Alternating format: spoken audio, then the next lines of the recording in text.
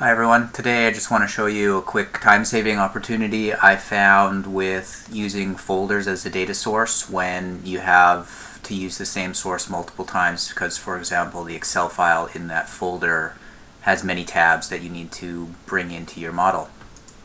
So first we're going to load in the folder.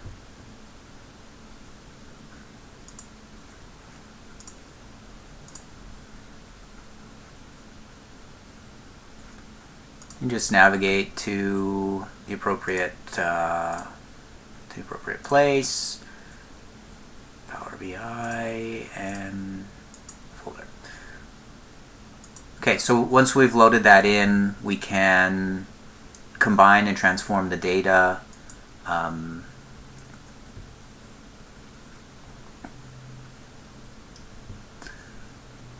And from here, you're going to have many options for which tab to start with. So in this case, we're just going to start with the first one. And that's basically it for now. We'll go over processing data sets later. So we also want to bring in table 1.12.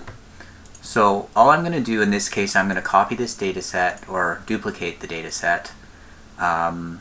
And in the source or in the processing steps, I'm just going to go back all the way to the first step and click on the Combine Files button here at the top. Once I've done this, now I can go back through the steps more quickly and choose table 1.12. And now Power BI will sort of recreate the rest of those steps, and now we've gotten both documents. All right. If you find this useful, leave a comment below or do a like and subscribe. Thanks.